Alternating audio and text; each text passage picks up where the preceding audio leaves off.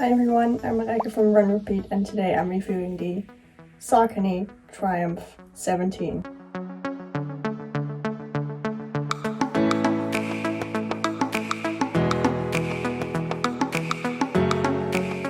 So if you're wondering why all of a sudden it's number 17 rather than the previous version being number 5, it's actually because there were the Triumph 1 to 11 and then the ISO 1 to 5 before this.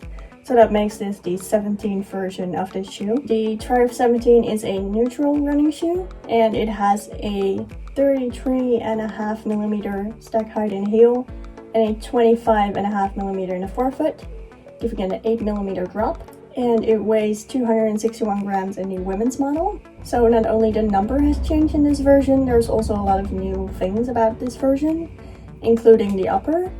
So Saucony is done with the ISOFIT of the previous versions. Like the ISOFIT we had in the Ride 2.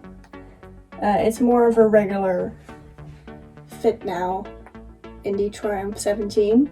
And they also now call it the 360 fit. It's a pretty stretchy upper, which gives you enough room in the toe box.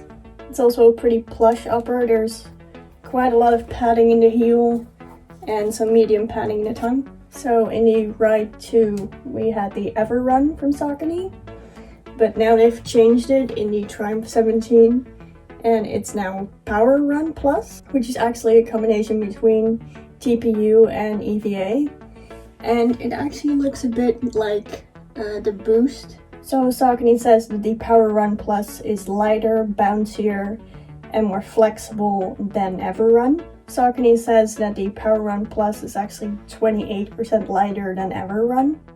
So the Triumph 17 is actually 20 grams lighter than the Triumph ISO 5, but it's not entirely clear if that's due to the new midsole material or the change in the upper.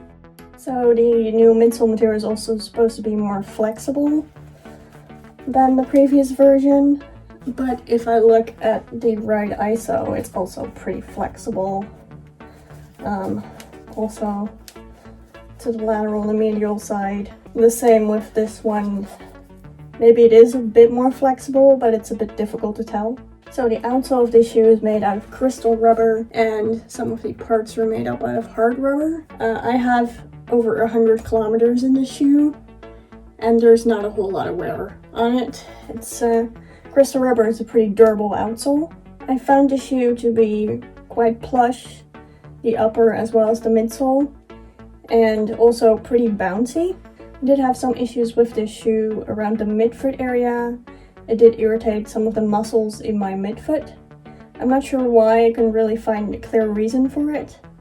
The shoe is not unstable, it's plush enough, there's nothing inside the shoe that could be the reason for it, so I'm not sure why. So even after 100 kilometers in the shoe, I still had that pain in my midfoot while running in them. And it would start after a few kilometers and it would stay there even after I've taken the shoes off. I'm wondering if I would have the same issue if this were a stability shoe, or if I would have the same issue in the next version of this shoe.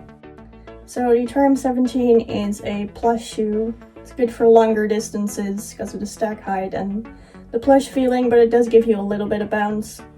It's a good shoe for heel strikers because of the 33.5mm stack height in the back. It's a pretty wide platform, so it's a pretty stable shoe as well, even though it's a neutral shoe. So I do like the ride of this shoe. I do like the plush feeling of this shoe as well. There's enough room in the toe box. There's a good lockdown in the heel. It's nice and plush. So I give this shoe a 9.1 out of 10. And if you'd like to know more about the Triumph 17, you can read my full review on our Run Repeat website.